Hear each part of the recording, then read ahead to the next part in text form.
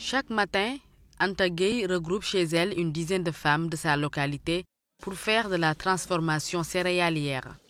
Après avoir été formée en agroalimentaire, elle monte un GIE, groupement d'intérêt économique, en 2011. C'est ainsi qu'Anta Gueye s'est lancée dans l'entrepreneuriat en compagnie de plusieurs femmes. Elles ont toutes la même ambition, avoir une autonomie financière.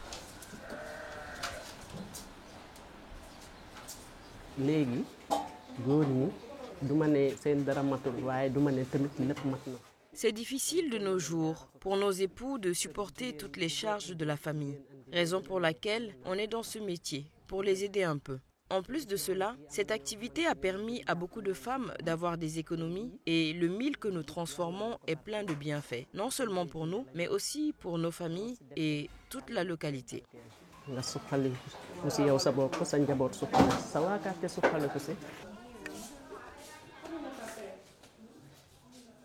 Ici, c'est la passion d'entreprendre et la patience qui retiennent ces quelques femmes qui sont restées dans le GIE. Au départ, le groupement comptait plus de 50 membres, mais beaucoup d'entre elles ont lâché prise. Il n'y a pas de salaire, elles vendent et se partagent les bénéfices, une maigre somme. Quand on a débuté, après avoir vendu nos produits, on s'est partagé les bénéfices. Il y en a certaines qui se sont retrouvées avec 750 francs CFA. D'autres 1250 francs CFA. C'est ce qui a fait que bon nombre de membres du GIE ont abandonné. Cependant, d'autres femmes sont restées par détermination. Avant de rejoindre le GIE, elles étaient toutes des mères au foyer et ne faisaient rien. Mais avec le groupement, elles se sentent épanouies malgré les faibles revenus. Cette activité leur permet tant bien que mal de subvenir à leurs besoins.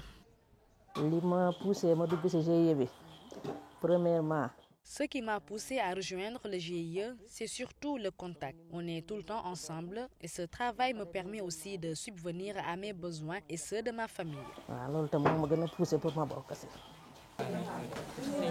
Le parcours entrepreneurial n'est pas chose facile. Et l'UFCE, Union des femmes chefs d'entreprise du Sénégal, est là pour accompagner les femmes qui veulent entreprendre. Selon la présidente de cette organisation, l'accès au financement reste un défi majeur pour les femmes qui veulent entreprendre. En plus de cela, il manque aux entreprises de femmes un business model bien fourni.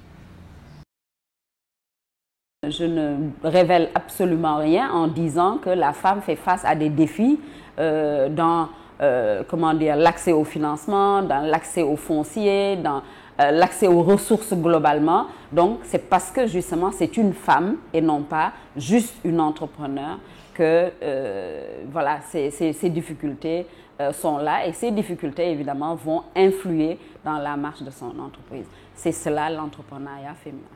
Notre rôle en tant qu'organisation, justement, c'est de pouvoir ensemble trouver des solutions à ces différentes contraintes, mais aussi de pouvoir identifier les atouts du fait d'être femme et de pouvoir les implémenter au niveau de nos entreprises.